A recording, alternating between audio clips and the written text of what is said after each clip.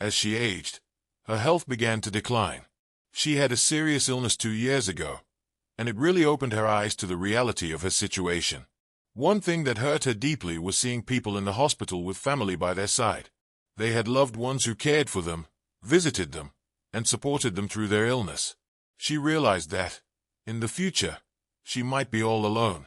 Her sister, always the caring one, tried to reassure her. "Don't worry about it," her sister said. "My children will be your children. When you get older, my son will take care of you. You'll be fine." At first, she felt a sense of relief. Her sister's words comforted her, and for a while, the anxiety about her old age started to fade.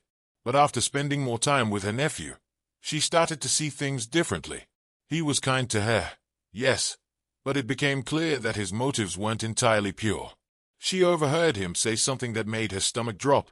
He mentioned how he would inherit her house when she passed away, and that he might as well get the inheritance sooner rather than later. This revelation hit her hard. She realized that, while her nephew showed her kindness, it was likely because of her assets. This made her question everything about the future. The idea of relying on someone else, especially someone who wasn't her child, felt like a gamble. Her fears grew. The more she thought about it, the more she doubted the idea of relying on family, especially in her later years. And so, she turned to the internet to ask others how they were preparing for their old age. She wondered, could life really be that lonely? And how could she, someone without children, prepare for a future that didn't feel so uncertain? Is old age really that lonely? Her concerns are shared by many others in a similar situation. We're living in an age where people are living longer, but many of us are without children, or perhaps without strong family support. How are people in this situation preparing for their golden years? In recent years, there's been a lot of talk about aging and how it impacts our lives. With the world's population getting older, more and more people are asking, what happens when we get old? There's a certain fear that comes with aging, especially if you don't have the support of children or a spouse. We hear stories of people who are physically healthy but still suffer from the isolation that comes with old age. For some, it's a quiet, lonely existence. One person I know shared a story about his grandfather, who's 72 years old, and suffers from high blood pressure, diabetes, and severe bronchitis. Winter is especially hard for him, as he has to take multiple precautions just to leave the house. He can't enjoy life the way he once did, and he often feels trapped in his own home. The isolation of aging without family. As I was saying, the story of that 72-year-old man really made me stop and think. His life is filled with health issues, and while his family is concerned, they don't live close by, and they are not always able to give him the kind of support he truly needs. He told me that some days, he feels like he's just going through the motions, surviving rather than living. He admitted that it's a strange feeling, knowing that you have family, but they are not really there for you in a meaningful way. It's almost like they've moved on with their own lives and left him behind. And this isolation is something that many older individuals struggle with. The man went on to share that he has friends, but they are getting older too, and he started to notice the same thing in them.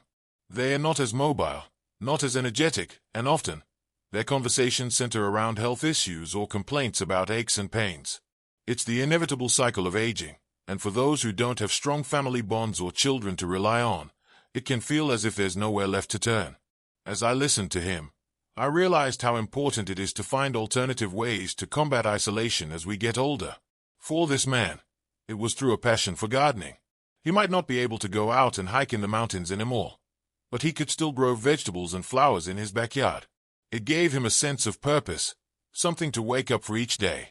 And let me tell you, that's something that cannot be underestimated. But not everyone has that, do they? Some people don't have the physical ability to take on a hobby, and others find that their interests change over time. What's left for them, then? And here's where the situation gets even more complicated. You see, there are those who, like the lady I mentioned earlier, may not have children, but they also don't have close friendships either. Over the years, they've built walls around their hearts, afraid of being hurt again, afraid of relying on others and getting let down. But this isolation comes with a heavy cost. It's not just about the lack of companionship, it's also about the lack of emotional support. We all need someone to talk to, someone to confide in, especially as we age. Without that, everything becomes so much harder. The importance of community. In a world where family isn't always around, and friendships can be fleeting, it's vital to think about creating a community. When you don't have a network of people to rely on, it's easy to feel like you're on your own. And while there are plenty of resources for the elderly, not everyone has access to those. Sometimes, it's about creating something for yourself. It could be as simple as joining a local club, volunteering at a nearby charity, or even participating in online groups that share your interests. And don't forget about your neighbors. Yes, that's right, the people living next door. Often, we overlook those who live closest to us. But in a lot of cases, neighbors can become the closest thing to family when you don't have anyone else. And that's what happened to a friend of mine, a woman in her early 70s, who had moved to a new area years ago. At first, she didn't know anyone, and she felt quite alone in the world. But over time, she began to get to know her neighbors, and little by little, they started to become like family to her. She explained that it wasn't anything grand or extravagant. They'd have casual chats over the fence, help each other out with grocery shopping, or look after each other's pets. Eventually, she started inviting them over for small dinners, and they'd do the same in return. It wasn't the kind of relationship that replaced the bond of children or close family, but it gave her a sense of belonging, a sense of community that had been missing. When I asked her about the future and how she plans to handle the inevitable challenges of aging, she said something that really struck me. She said, "You can't always rely on family, but you can build the family you need, right where you are. You just have to be open to it." That's something I think we all need to hear. Living with purpose. Now, I want to shift gears a little and talk about the concept of living with purpose as we grow older. I know, for some, it might sound like a cliché. After all, when you're in your later years, you might think that the time for purpose has passed. But let me tell you something, purpose doesn't stop when you hit a certain age. In fact, I'd argue that it becomes even more important. We all have something unique to offer the world, no matter how old we are. Whether it's sharing wisdom with younger generations, pursuing a lifelong passion that you've never had time for, or helping others who are in a similar situation, there is always something that keeps us going. And the beauty of purpose is that it doesn't have to be grand. It doesn't have to be world-changing. It can be as simple as helping a neighbor or spending time with your pets. But as long as it gives you joy, that's what matters. And if you're wondering what your purpose is, you don't have to search too hard. Sometimes, it's about taking a step back and looking at what you enjoy doing, what you've always loved. Maybe it's gardening, painting, reading, or writing. Perhaps you've always wanted to learn something new, like playing an instrument or picking up a new language. Now is the time to explore those things. And if you haven't yet discovered your purpose, that's okay too. There's no rush. Aging with dignity, more than just financial security. Now, let's talk about the idea of aging with dignity. I know many of you have been thinking about it, and it's an important subject. I'm sure you've heard people say that the key to a dignified old age is financial security. And while financial stability is undoubtedly important, it's not the whole picture. Aging with dignity is about having control over your life and your decisions, not simply having enough money to survive. It's about finding peace within yourself, knowing that you're doing what you can to live the best life possible, despite the challenges that come with getting older. It's about maintaining independence for as long as possible. It's about staying active, both physically and mentally, so that you can enjoy your life, even in your later years.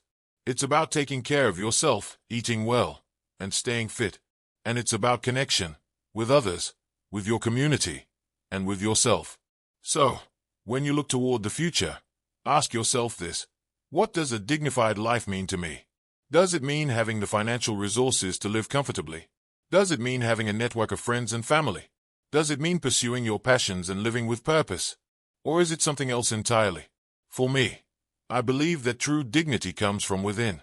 It's about having peace of mind, knowing that you've lived a good life, that you've been true to yourself, and that you've made a positive impact on the world, no matter how small that impact might be.